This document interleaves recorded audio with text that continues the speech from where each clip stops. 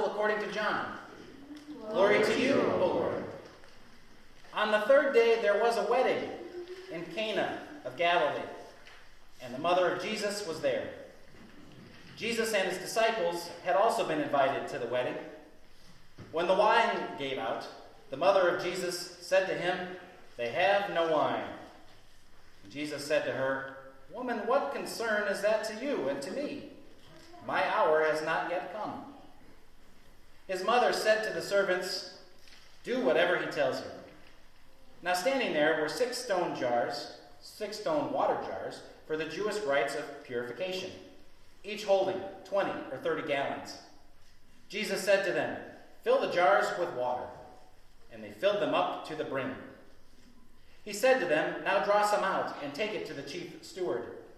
So they took it.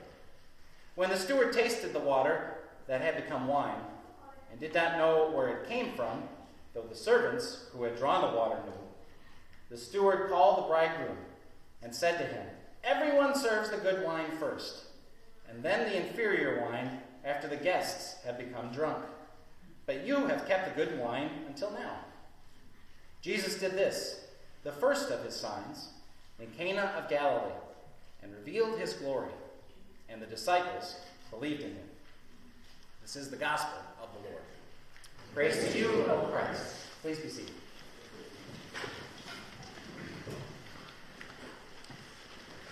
Grace and peace to you from God our Father and our Lord and Savior, Jesus Christ. Amen. It had been 3 years since I had done a wedding. Actually, I've been the pastor here at St. Paul for about 5.5 years. I've actually only ever done one wedding in this space. I don't know why. You tell me. I don't know. But it had been 3 years. It's a long time. Now, I had done weddings in other places. A little trick of the trade. When there's a wedding in the building, I call that a home game wedding. And when it's somewhere else, it's an away game, because you've got a whole other slew of things you have to keep track of, usually including a wedding planner and the location and everything else. So I've done some away game weddings. Actually, it was about 3.5 years ago now. I had done 2 weddings in Meriden. We had a pastor who was a friend of mine who had taken a new call to go to Pennsylvania. He was talking to me, and he said, but I've got these 2 weddings. What am I going to do? And I looked at my calendar and said, well, I can cover them for you. So I went up to Meriden. I met with both of those couples. We had a lovely time. One was in the summer. One was in the late fall, in that big, huge church, if you've ever been to Emmanuel in Meriden. And we celebrated their weddings. But it had been 3 years since then. A long time. It felt like the wine had given out. So this past summer, a couple people that I know at the fire department were going to get married. So they were going to invite me. They thought maybe I could say a prayer or something. They had a justice of the peace lined up, fine, no problem. Well, then there was a scheduling conflict, and the justice of the peace couldn't come. And so they cornered me and they said, "Do you know of anybody who could do a wedding?"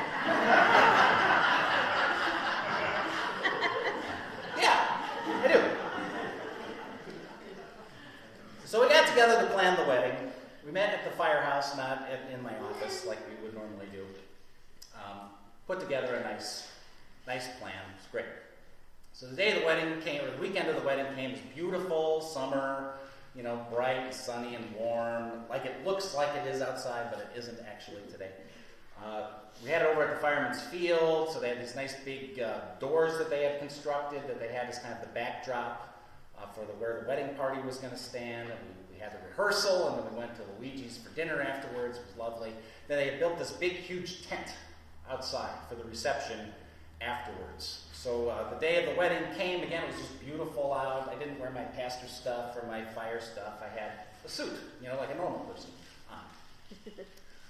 It was lovely service. It was great. Beautiful under the big, huge tent. I mean, everybody was there. There were some of my fire pals. There was, family. There was friends. There was relatives you don't see, but once or twice a year who you're not sure of, so they sit in with the pastor. There's, there's all those types of things. It's lovely. Sometimes fire people can be a little gruff, so like I knew these two. They're nice people, but, tough. And then I was there, I left shortly after their first dance. And watching them look at each other with that softness, with that joy, and with that love. It had been 3 years since I had seen that at a wedding. It was like there was new wine present. So, a little trade secret. A lot of pastors don't like doing weddings all that much. We'd rather do funerals. I know that sounds weird, but it's true. All right. Rich, you really like that? It's true. With a funeral, you think about it, okay, like a wedding's supposed to be joyous and funerals are more somber. Yeah, I get that. But with a funeral, you feel like you're being really helpful. You're speaking life to death and light into darkness and hope into a saddened time. And when you're leading a wedding, when you're the pastor, a lot of times you're just in the way. Everybody else is in charge. You've got a million expectations from just about everybody. And you got to sit with those family members nobody likes. It's a different thing. This passage, when you read it, it starts kind of like in that deficit place. Another wedding. What are all the things that are going wrong? The wine ran out. Awful. What are we going to do about that? It's not my time yet, Mom. Leave me alone. Do whatever he tells you.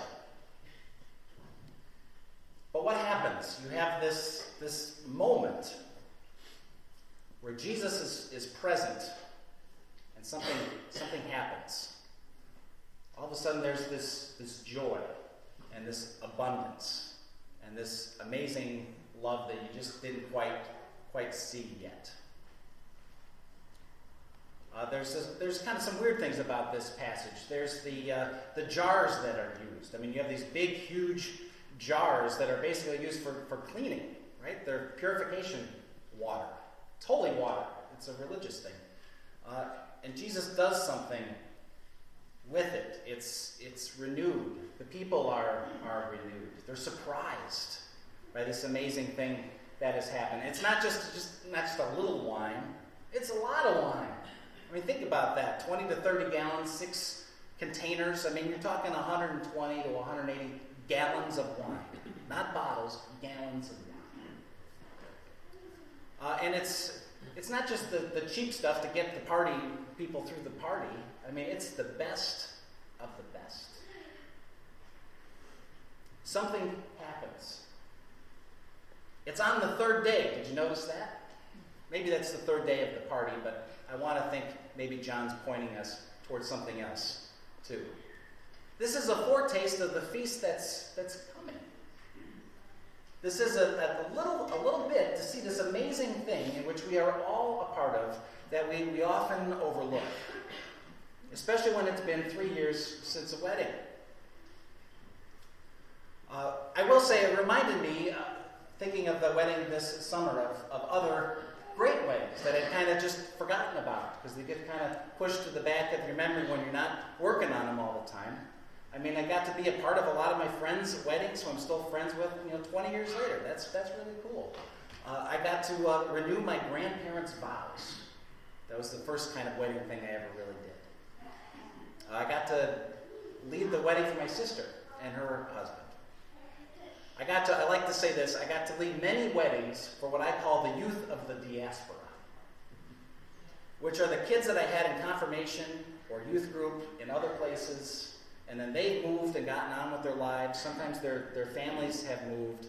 They're not connected to a community like this yet, and they say, hey, can you do our wedding?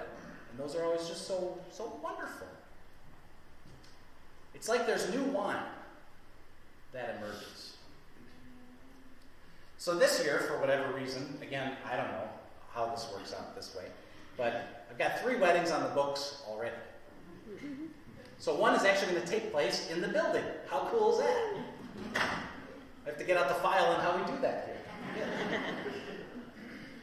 One of those weddings is for one of the youth of the diaspora, so that'll be fun. We got to meet this week and catch up after having not seen each other for about 10 years or so. And then I'm doing a wedding, again, for Pastor Brett and his wife, Pastor Joanna, at Trinity in Saybrook, because they're having a baby probably sooner than they thought they were. So I'm going to meet with that couple sometime this week as well. We live in a time where we look at everything we don't have, or the way that we think things should be and aren't. We get beleaguered by that. We forget about the blessings we have. We start to put it off. Oh yeah, it's been 3 years since something good like that happened. And then all of a sudden Jesus shows up. The new wine comes. John mentions this is the first sign. There are many, many signs. What signs have you seen lately? I mean, Tammy mentioned it before. I mean, there's a lot of things going on here that are wonderful. But one thing we did last week, just building those sandwiches out in the narthex on a Sunday that was a holiday weekend and people were away and people were sick and it was lousy out, so people stayed home. And yet we had a nice crowd of people building those sandwiches. And we had pots and pots and pots of chili come. We had 10 gallons of chili. And we went to New Haven, and there, standing in the snow and the slush, a few people gathered for worship with 14 of us from here, which was wonderful. And then it was time for lunch, and just like the feeding of the 5,000, just a multitude emerged out of nowhere. It was amazing. And then, for whatever reason, I don't know why it ended up this way, but I ended up being the scooper of the chili. So I got to give a bowl of chili to every single person that came through. And every single person, to a person, smiled, said thank you, wondered who made the chili, wanted to joke around a little bit, wanted to interact with all of us. Came back through a second time. We had two containers of chili, and since we had merged all of the chili, I mean, it wasn't the same. So I said, well, see how you like this one. They liked it. I mean, these are the kinds of things that happen. Too often we overlook them. We just kind of, think of all the wonderful things like that are going on all over the place. And yet, where do we dwell? We dwell in,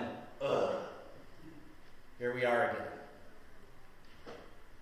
Did I mention it had been 3 years since I did a wedding? And yet Jesus shows up with new wine, with the best wine, with abundant wine, to raise a glass for us all. L'chaim.